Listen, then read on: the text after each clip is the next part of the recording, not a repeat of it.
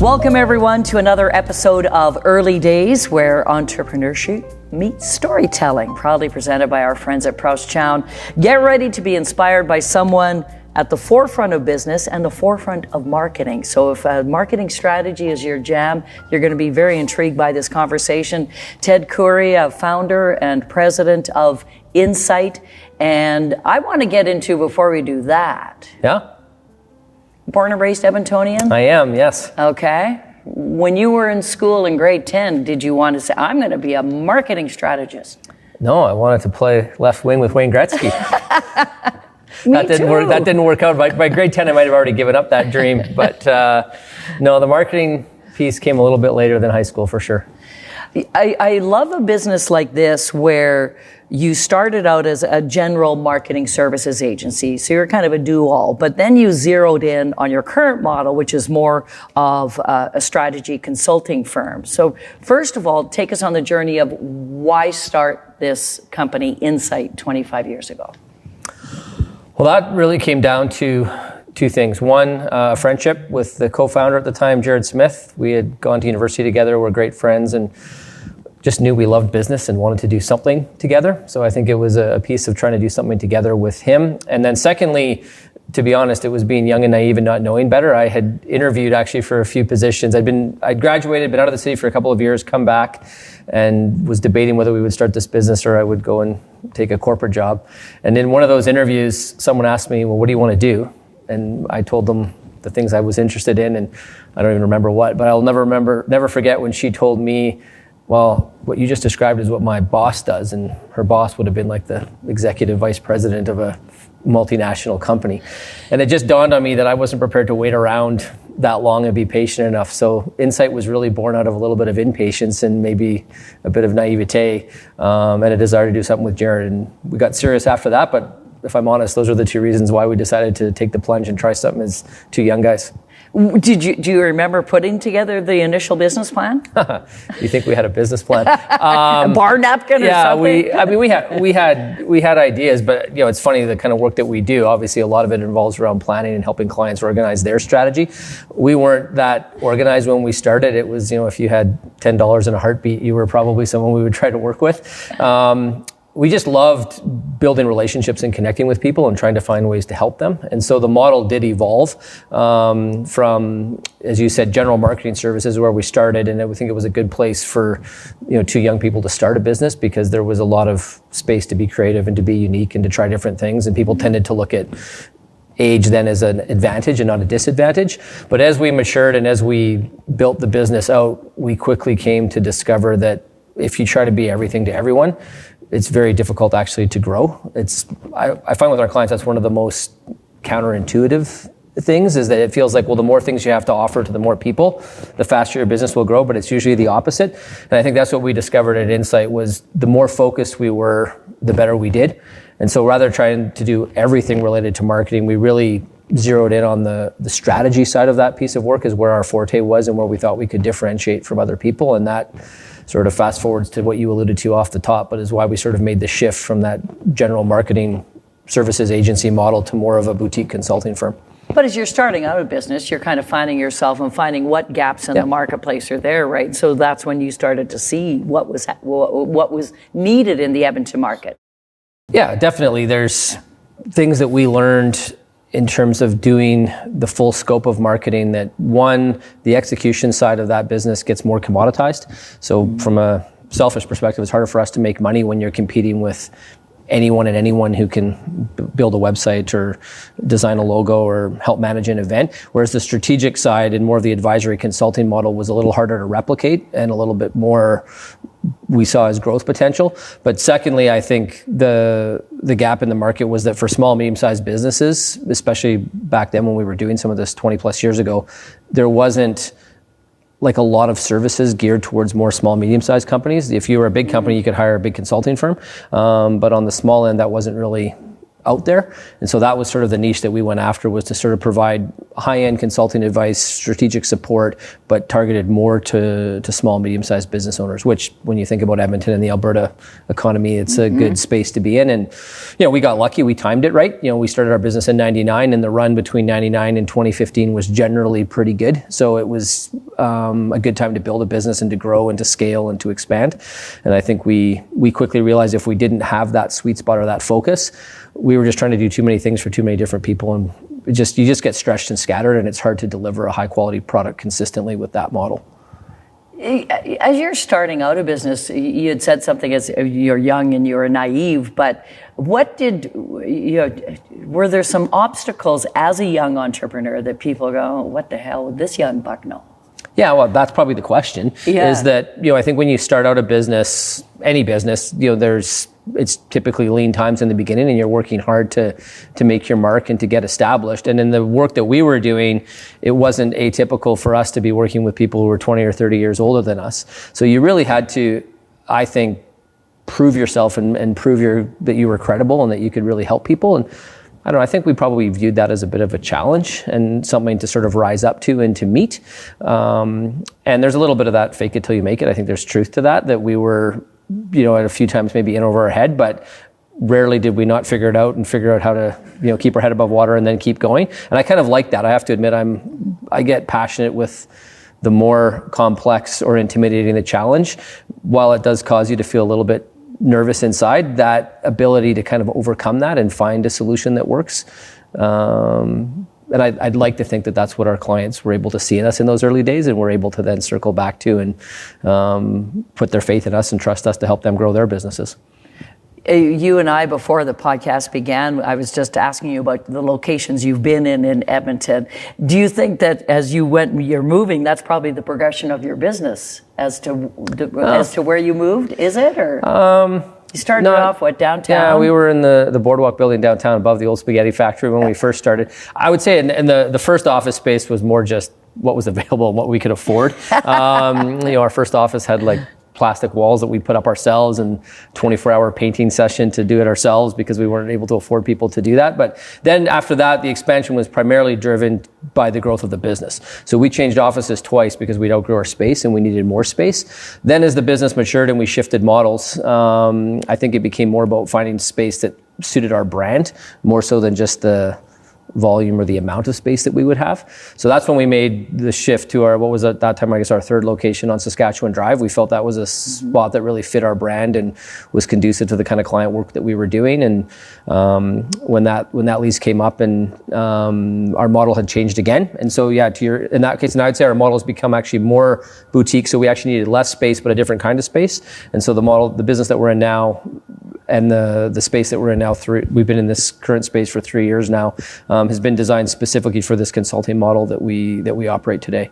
Did your staff size fluctuate with those? Oh, for sure. Yeah, we've, at our highest staff point, we were 30 people, but that was when we were running a lot of that marketing execution I spoke of. So we had an in-house web development team, we had in-house event management, a lot of services that over the years we then divested from.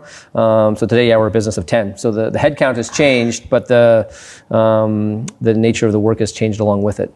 So being a strategy marketing consulting firm, you've narrowed it all down. You're very focused. Now I know you personally have extensive experience in mergers and acquisitions. So how did that all come into? Yeah, that's a piece that we've added in the last 5 or 6 years. In doing marketing strategy work and strategic planning work with clients, a lot of their objectives revolve around growth. And some of that growth often has then been through, well, maybe we need to do an acquisition to achieve what we're trying to do. And historically, we wouldn't have played much of a role in that. I would have assumed if you told me 20 years ago that we'd be doing work in the M&A space, I would have said, well, that's all about finance and deal structuring, and that's not our gig. But what we found was that clients, once they get a deal done, most of the problems that they encounter post-merger or post-acquisition do relate to communications. How do we explain to the market who we are now? How has things changed? How do the two customer bases come together? Cultural issues. How do we bring the two sets of people together and make that one? Brand integration issues. Is it one name? Is it two names? If and when do we bring that together? How do we do that? And all of those were problems or issues that we were used to dealing with clients. So that's where the M&A evolution has come. So now we do quite a bit of work in that space where we help typically the buyer integrate the business that they buy successfully into their business through both communication plan to make sure that they tell that story effectively internally and externally, and then also through post-merger integration work, particularly around brand and around communications and around change management. And because, well, Incite, it's all about it's brand. It's that people that can think of something, your name is on the tip of their tongue, right? So it's, what do you do at Incite with your 10 people now? So is there specialized areas that these employees have, or is there... Yeah, I mean, we definitely have people that have experience or focus on market research, on communications, brand, some of the creative that goes around brand. We have an in-house creative director that works on that, who's been a longtime partner in the business, Darren Ton. But I would say most of our people have enough of a general skill set to work with a client through most of that problem. So we would have, a lead partner or principal working with a client who would help them, whether it was a marketing strategy question or whether it's a brand question or whether it's a merger and acquisition question. That same person can help guide most of that conversation, and then the specialists help support that with individual tasks or work. But it's all mostly related to market research, communications, business planning, strategy development. That type of work is where most of our expertise lies. So now for you at Incite, I know you're with Edmonton Community Foundation. I'm a huge fan of volunteering, and I think that just goes hand in hand. I think when you're a business, you have to be involved in the community. So what are your thoughts on that, and where do you come from in relation to your volunteering? Yeah, the Community Foundation has been I was on the board for 6 years. I was the board chair. I'm now on one of their committees. I've termed off the board now for 5 or 6 years, but I'm still actively involved with it. ECF's been a great, I think it's probably one of Edmonton's best kept secrets in terms of what they do. It's been really a good fit for my wife and I and our family in terms of guiding some of our philanthropic efforts and providing that. But at a high level, the reason I'm involved with that and other organizations is that I love giving back and I love helping. And yet, every time I go and do that, and whether it's on a board or as a volunteer, I find I end up getting more out of that experience than I put in. So I sort of feel like I've got this debt I keep trying to repay, and yet every time I join something new, I end up taking as much out of that experience as I'm able to put into it, so that debt never really shrinks. And yeah, I just think you can learn so much, whether it's volunteerism or board or committee work, because of the people you get to associate with. So you're surrounded by other really, enterprising, interesting leaders from the community, and they have different ways of viewing things, and you tend to work through a situation or through a problem together, and I find that I end up always gleaning something from that. So that's probably the real driver, is that it's a really rich learning experience when you volunteer, and I love the notion of, how can you contribute and how can you add value?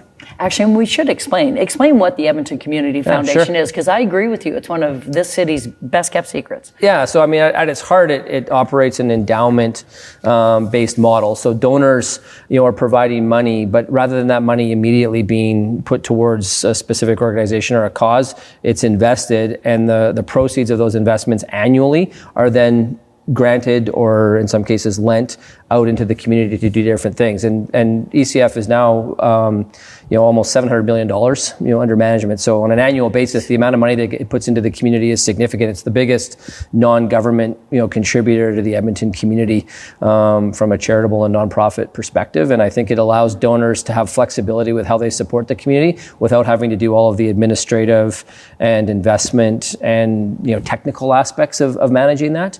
And you can be as hands-on or as hands-off as you want with it. So yeah, if people don't know, I would highly recommend Edmonton Community Foundation as a great way to check things out, because you can still support the organizations you want to. You just do it through them using an endowment-based giving model, which I think is powerful for the long term. That is great. See, we did it. We all tied in marketing. So now we just marketed the ECF. That's good. Now let's talk about insights on business growth, emerging trends in strategic marketing. Oh yeah, that's like a big question. There's lots we could talk about there. I think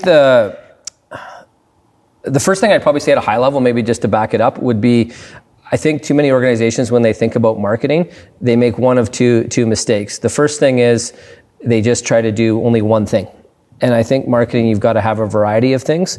And the second mistake they make is they lack the discipline and the rigor to stick with whatever it is they choose consistently enough for long enough. So the analogy I always use with people is like working out. If I said that my goal was to get in shape, I could go to the gym every single day, But if every day when I went there, all I did was curl my right arm for 20 minutes and then go home, other than maybe professional arm wrestler, other than that, I'm not really getting in great shape. I'm going all the time, but I'm just doing one thing over and over again, and that's not really going to help me accomplish my goal.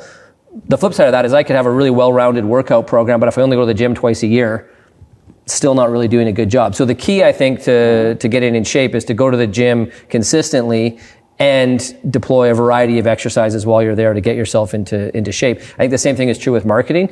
You don't and shouldn't have dozens of marketing channels or initiatives going on at once. I think that's overwhelming, but you can't just have one thing. So you've got to have 3 or 4 things in the mix, and each of those 3 or 4 things have to be done on a consistent enough rhythm in order to get success. So if you're gonna do a podcast like we're doing, you can't just do one and then stop and then never do it again. That's not going to have the impact of creating a series of episodes and running it for a long time. That's really what I think makes a big difference. So that's sort of a segue into your question, because I would say that's not necessarily strategic marketing, but I just think that principle gets missed by way too many people, where they don't invest. That philosophy was initially to just own it, choose one medium and own it. Yeah, and and I think people get bored of their own stuff, so they give up on it too quick. Like they're like, oh, we already did that once, but the market doesn't see your stuff the same way that you do as often as you do. So I think there needs to be some patience and some discipline with marketing in order for it to be successful. So that would be the one thing I would say. To answer your question maybe more specifically, in terms of strategic marketing, I think the real wins that we're seeing right now are through partnerships. So how can you bring multiple organizations trying to accomplish something together? I think you can get better bang for your dollar. I think you can get better reach. So, something as simple as an event, rather than host your own event, I would try to find 2 or 3 like-minded organizations, maybe with a similar target audience, but non-competitive to you, and collaborate around that event. Each bring your networks together. I think the cross-pollination through that event will be far more effective than if you just held it all by yourself and invited your list of people. You're not getting exposed to the same variety or the same diversity of networks. And like I said, the cost, I think, is when you share it with other partners, I think can be a lot more effective. So that's a simple example with an event. Mm-hmm. But if you take that concept and apply it to anything, I think that's the right approach, whether it's content, whether it's thought leadership, whether it's social media. Don't just try to always go it alone. Try to find partners to engage with and to work through, because that's how you get access to new people. If I have never met you before and I try to talk to you, it's not the same. Whereas if I can connect through somebody else that you already know, and that's how you first come into exposure to Incite in my business, you're going to be a lot more receptive to that. So I would highly encourage organizations to try to think about who can we partner with, who can we collaborate with, what centers of influence are there in the market that make sense for us to get to where we want to get to, rather than just sort of this like blinders on, we'll just do everything ourselves. I love that. And the city of Edmonton, especially with the small and medium businesses, they're really into the partnerships thing. It seems like the city seems to be even more so than in the past, working together, I find. Yeah, it's a great, I think I've found that as a business owner now for 25 years. Edmonton's a great place to do business, because I think generally people want to help each other and they want to engage. It's a small community, even though it's quite big, but it's got a small community mindset, I think, to it. And I think that partnership strategy, I think, works really well here, although I'd argue that it could probably work anywhere. But in Edmonton, I think you can take advantage of those relationships. Yeah, I agree. How do you ensure that growth strategies are aligned with companies' long-term visions? Well, the first thing you got to do is have a clear long-term vision. So I'd suggest that's probably where half the battle starts with, is that people aren't clear. Back to my comment about patience and discipline. So I think too often you change your mind every 6 months. Well, then it's hard to have a long-term vision that you're sticking to, and it's hard to make your marketing then strategic and aligned to that vision. So that'd be the first thing: is do you actually have a long-term vision? Is it clear? Is your organization aligned to it, and are you committed to it? Doesn't mean you can't tweak or tailor, but generally you should be on that path for multiple years to get results. You can't be bouncing all around. I guess once you've got that, then how do you tailor? I think it's a matter of thinking creatively about what you're trying to do, and does our marketing contribute to that? And I would always ask the question, if we do this well for a reasonable period of time, a year or two, will we be closer to our goal, or will we be further away? And if the answer is closer, well, then it's probably something we should be doing. And if the answer is like, well, no, we're just doing this because it's the owner's pet project, or it sounds fun, or we got peer pressured into it by somebody else, those probably aren't going to align with your vision. But if you can clearly say, no, if we do this consistently, we can see a road to line that up with where we want to get to. Are we moving closer towards where we want to go? Then you should probably invest in that and put time into it. Have you ever seen a business or an event or something where you went, oh my goodness, that was really well done? Oh yeah, for sure, all the time. If we're talking events, I love events where the sponsor or the creator of that event, you can see a direct correlation between who they are and what they're trying to achieve and what that is. So it's still not easy to just write a check, but you can just write a check to anything. But if you can line up your organizational expertise with the nature of the organization. So a couple examples that jump in my head was we had one time a machine shop that was working with like tools for school. And I thought that was a great fit because it's like it relates to what they do as opposed to just, picking some random piece. I used to love when like Epcor sponsored like bright lights, down at Horlock, because again, it like was a direct correlation to their business as opposed to just any cause. So I think you can always like work hard to find causes that are of interest to you and then tie that to what you're doing. But can you give your expertise as much as you give your money or your time? I think that's when the partnerships from a marketing perspective and a brand building perspective are powerful because people can see who you are and what you do through, in this case that you gave an event, by seeing how that fits with your service or your brand or the product offering that you've got. Yeah, because suddenly nowadays it's not, hey, I'll put your logo on my poster and the website. Businesses, companies are looking for more than that now. Yeah, like logo soup's the term, right? That you hear in the industry all the time because there's lots of people that are all sponsoring. But if you can like actually make the event something that's a signature event that you're tied to, that you're connected to, I think that's a powerful way to do it. I think that shows then that you've put thought into it, as opposed to just sort of, we've just randomly picked something to support. So now with Incite, as you've webbed and weaved, or however we want to put it, through the last 25 years. Yeah. So now what do you see for your future? You've really zeroed in on your business now. So what do you see for the future? Yeah, it's like anything. I think there's, a pendulum effect in business. And so I think like, I talked about the early years where it was much more shoot from the hip and just sort of see how things work. I think we now have landed on a model that we're really trying to scale and to add systems and process to so that it's repeatable. I think we'll just give it a shot. I mean, I don't want to lose that spirit. I think it's been part of who we are and it's gotten us a long way, but I really like how in the last 5 or 10 years, we've become more strategic about what services we offer. How do those services stack on top of each other to bring value to clients? How do we make those services repeatable? How can we onboard new employees in a way that they can learn how to do that in an Incite consistent manner so that our brand is really trusted in the marketplace? So I'd say we've invested more in becoming a true business as opposed to just an idea or a couple of young guys, with passion. It's much more like the business has evolved way beyond, myself or the other partners. It's become, something that there's an Incite approach to how we do things and how we go to market and how we offer things. So that would be, for me, the biggest, priority as I look at the next couple of years is how do we make this business more systematic and as a result, more scalable, and not just be a contract type model. So as you look at your 25 years and you think about where Incite has come over that quarter century and how you began, so to a young entrepreneur that's listening to this podcast, what advice would you give to them?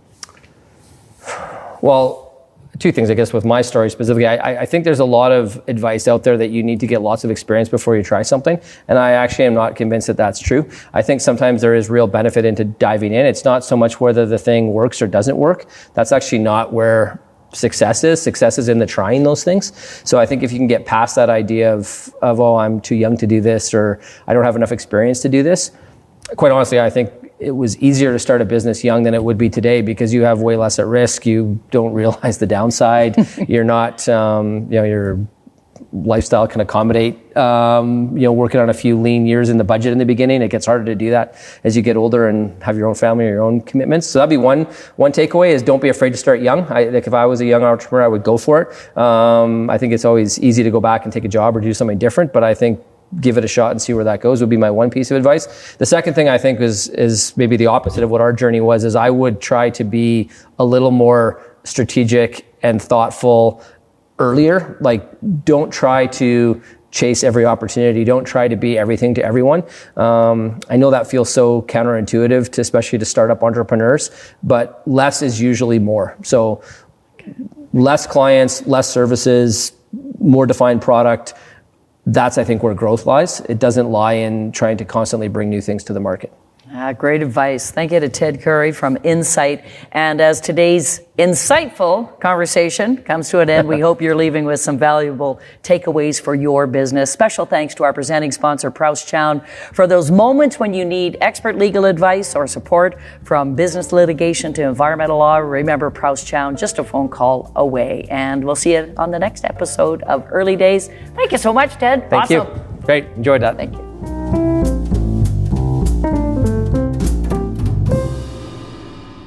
This series is proudly produced by the team at Road 55. Road 55 creates content that connects.